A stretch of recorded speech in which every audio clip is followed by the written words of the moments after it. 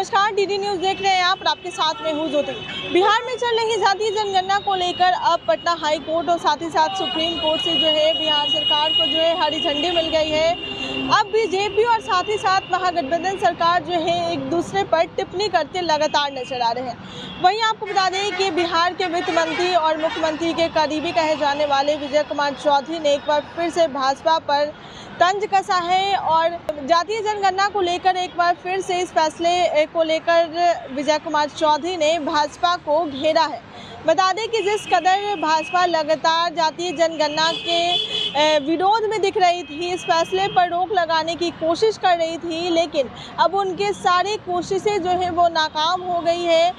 कई बार बीजेपी ने ये कोशिश की कि हाईकोर्ट में याचिका दायर करके कि किस तरीके से जो है जातीय जनगणना पर रोक लगाई जाए, लेकिन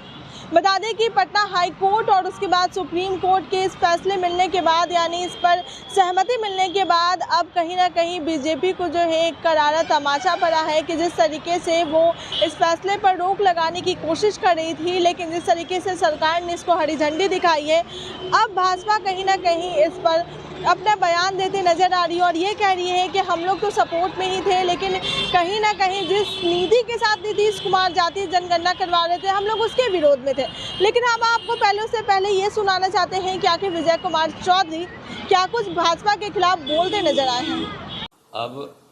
केंद्र सरकार और भाजपा दोनों पूरी तरह बेनकाब हो चुके हैं। सबको मालूम है कि इस मामले को पहले लोकहित याचिकाओं के माध्यम से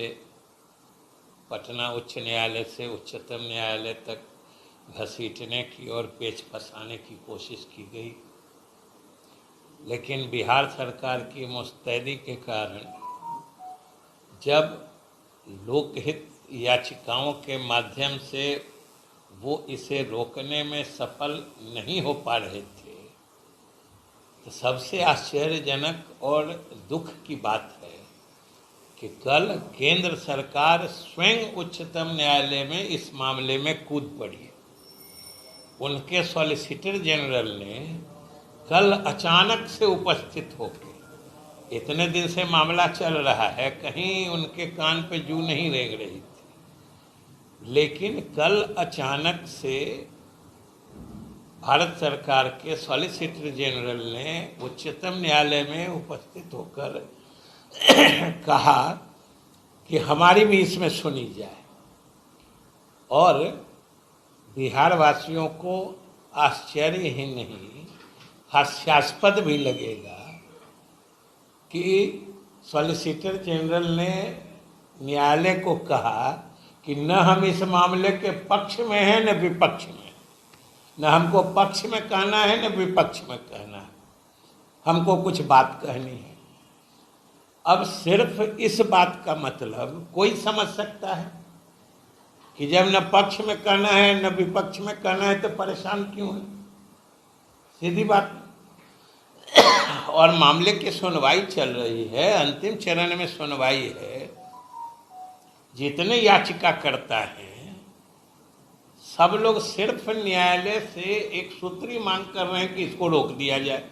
उनका मालाफाइड इंटेंशन तो इसी से झलकता है कि और कुछ नहीं सुनिएगा बाद में, अभी इसको रोक दीजिए। और जब उच्चतम न्यायालय ने ये कहा है, लगातार कहा है सुनवाई के दौरान कि भाई हम पूरा मामला सुनने को तैयार हैं, लेकिन बिना सारी बात समझे हम बीच में ही इस प्रक्रिया को नहीं रोक सकते हैं, स्पष्ट कहा है। तब ये सारी साजिशें जब केंद्र सरकार और भाजपा ने देखा कि विफल हो रहा है, तो अंतिम अस्त्र के रूप में कल केंद्र सरकार स्वयं इस मामले में उच्चतम न्यायालय में कूद पड़ी है। सोच के देखिए कि आज तक उनको इस मुद्दे से कोई मतलब नहीं था, लेकिन जब बातें अब सार्वजनिक हो रही हैं